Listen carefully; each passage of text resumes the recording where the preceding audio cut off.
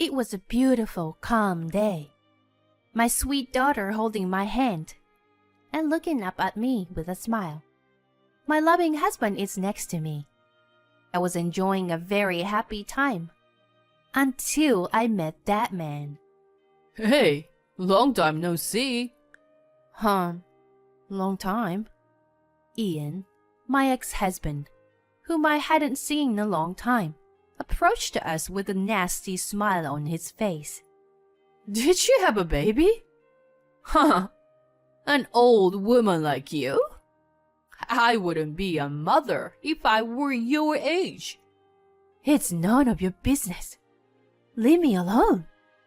I tried to walk away and move on, but my ex-husband stood in front of me. He kept talking, his eyes licking me from head to toe. And then, as if he couldn't take it anymore, he started to laugh. You are old. You know that? How disgusting. Hey, you're her new husband? You lose your life if you don't think about what's good and bad for you. I can't believe you married this old hag. The words with my ex-husband never seemed to stop. I clenched my fist when I couldn't take it anymore. I was stopped by my husband, Wesley, who was standing next to me, smiling calmly. Ian, am I right? Thank you very much for sharing your thoughts with us. I learned a lot, and you were absolutely right. My name is Quinn. I met and married my ex-husband Ian at the company I was working for at the time. Ian was a section manager, and he was my subordinate. After we got married, I wanted to have children right away. However, I could not have a child at the age of 34. So, I decided to have an infertility treatment. After a long period of time, I was 38 years old when I finally got pregnant. I was really happy when I found out that I was going to be a mother. It was my first pregnancy, and I will give birth at an advantaged age. In addition, I had to work and raise a child at the same time. I had no end of worries. But more than that, the joy and happiness of having the child I have dreamed of for so long in my belly was greater. I was filled with anticipation that I was going to make a happy family with my child and Ian. But Ian was not so sure. Fertility treatment is expensive. I spent most of my pre-marriage savings on treatment. On top of that, the side effects tended to make me physically ill. It became difficult for me to do the same amount of work as before I got married. So I decided to change my job. After changing my job, my salary dropped to half of what it had been before. I was able to work less and concentrate on my fertility treatment with peace of mind. However, Ian had grown tired of me. The truth was, Ian seemed to like me because I worked hard and made good money. At the time, there was no sign of marriage for me, and I was on the road to success with my work. He took notice of my good earning ability, and that was the reason he married me. And yet, after we married, I said I wanted to have a baby. Ian didn't forgive me for changing jobs so easily and undergoing expensive fertility treatment. So he slapped divorce papers on me and left me. I would stand for a while at how easily our marriage ended. But I had to be strong for the sake of this child I was carrying in my belly. I had to raise her well on my own.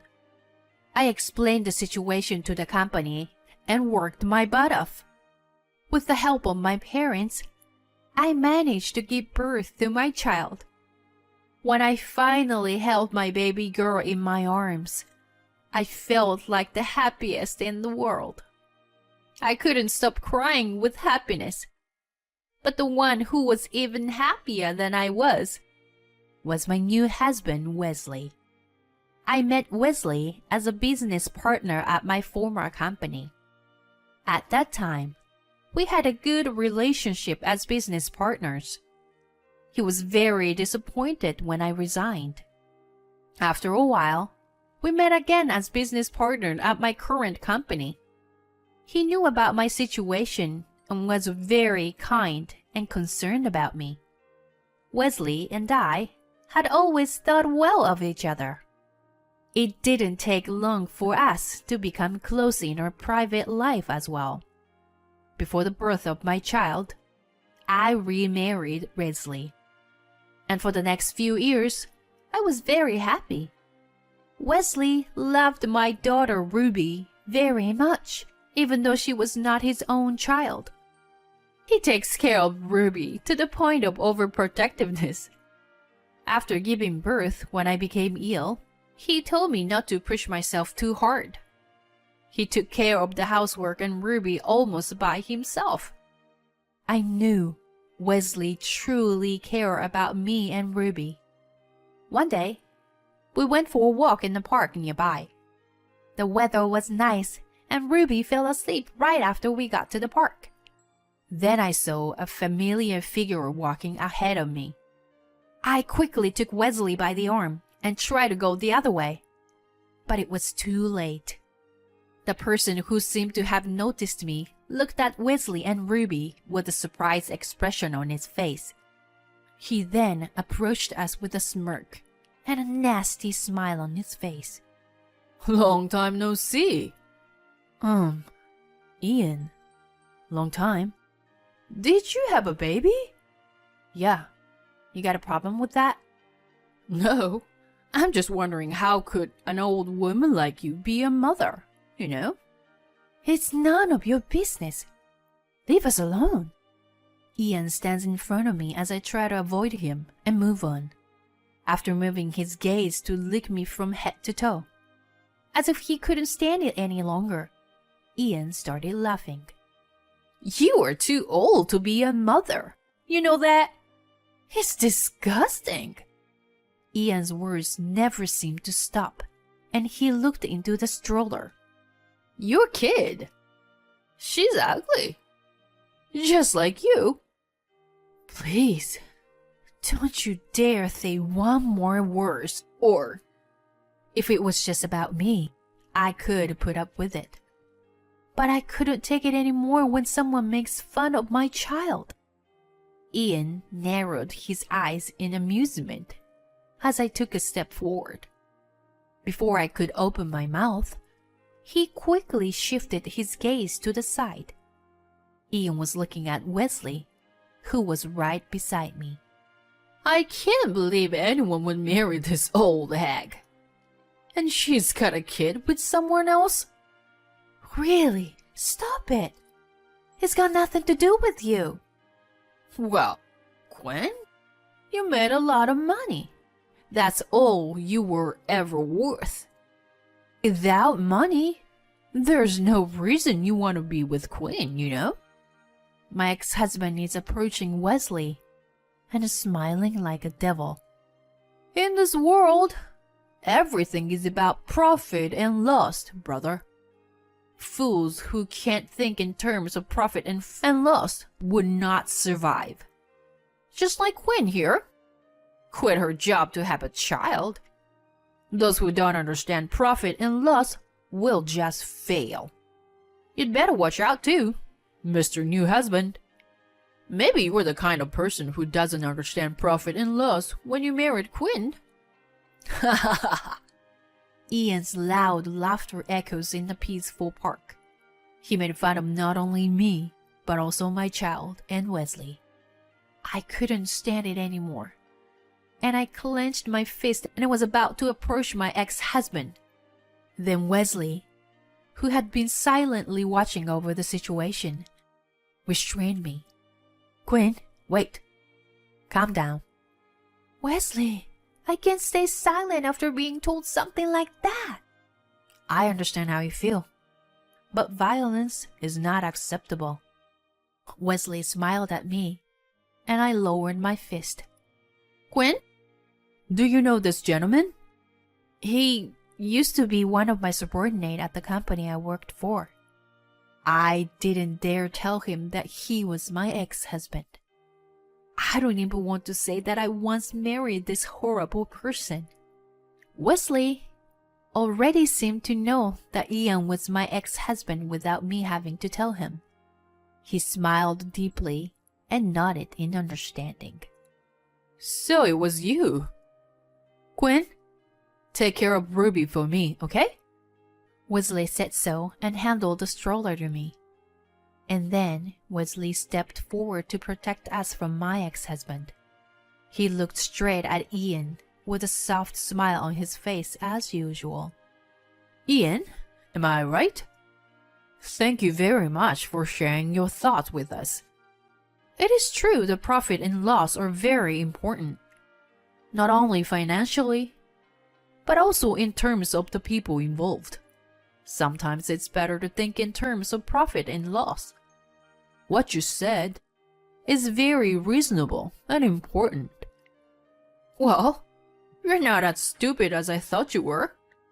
Then you shouldn't be with Quinn. You know better.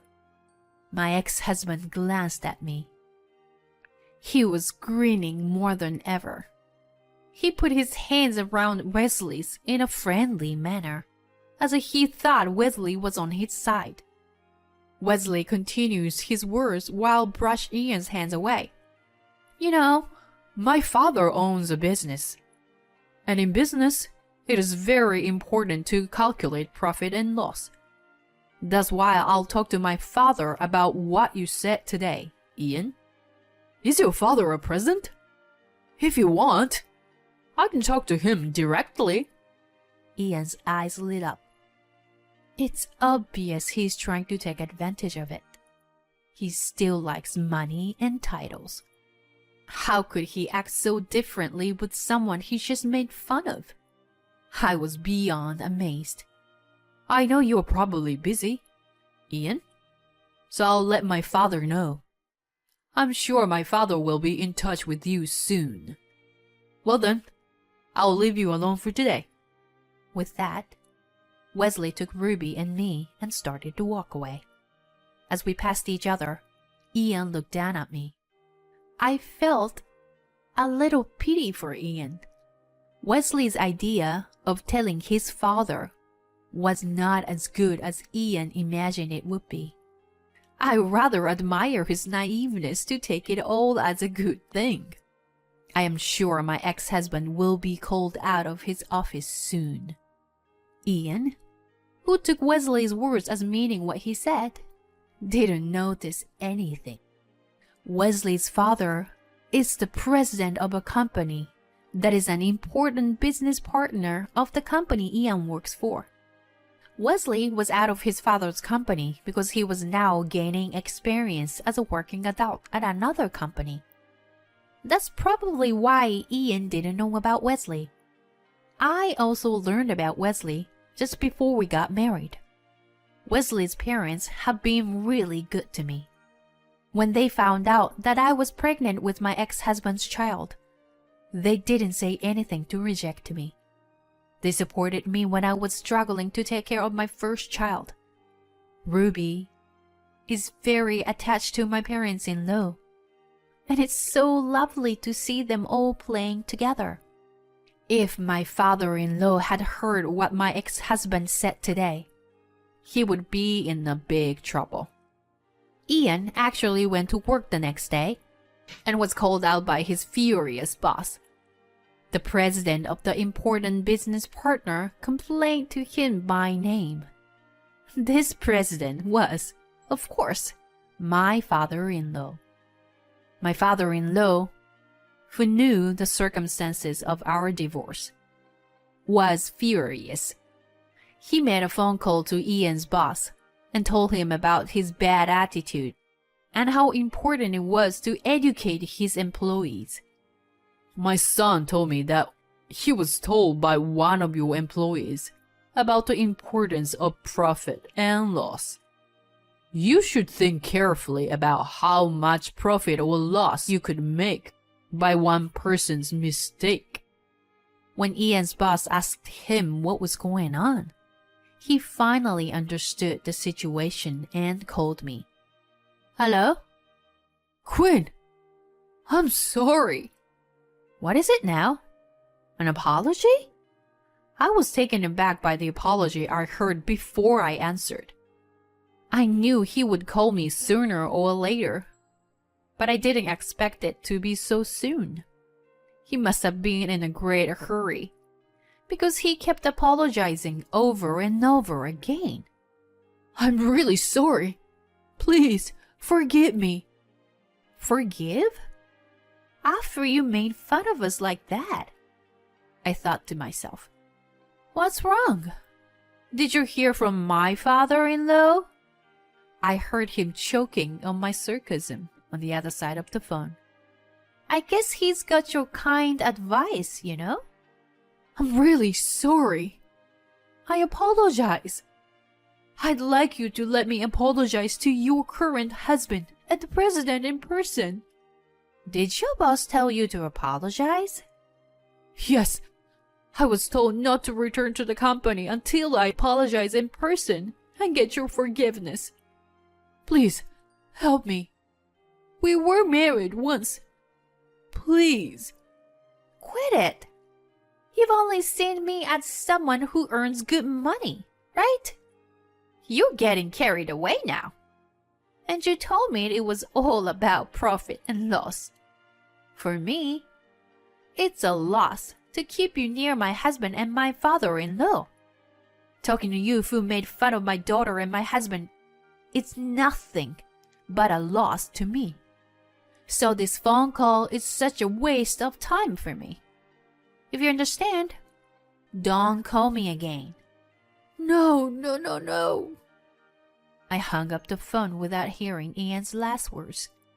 He had said a lot of horrible things to me, and I still didn't have enough to say. But at least I feel a little better. My ex-husband must be panicking right now.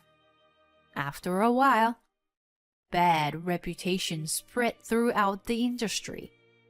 To begin with, my ex-husband had always had a tendency to look down on others, and was not a man with a good reputation. When we worked together, I often had to clean up his mess. But after I quit my job, there was no one to cover up his mess. Frustration with Ian gradually built up both inside and outside the company. And then this happened. Apparently, Ian's boss was mad at him because my father-in-law's company was one of their biggest clients. In the end, Ian quit his job because he couldn't stay at the company. He is having a hard time finding a new job. I received a long email from Ian asking me to introduce him to a new job. In one of the emails, he wrote something like, I know I said some terrible things, but I really love you, Quinn. How disgusting. Rumor has it that after he divorced me, he started dating a very young woman. But Ian had lost his job and could not seem to find another job. So she left him. You get what you deserve. He kept sending me emails saying, I want you to help me because it's your fault that I'm in this pitiful situation. Or, you should help me because I still love you. Well, it's a very definition of karmic retribution. I've been ignoring all the emails, but the frequency of them has been increasing lately, so I'm thinking of blocking them. I'm still living happily with my loving husband Wesley and my daughter Ruby. Recently, Ruby had started to talk, and I can't take my eyes off of her. Ruby is growing up so fast. I, Wesley, and my in-laws are very much in love with her. I would like to keep this family happy forever.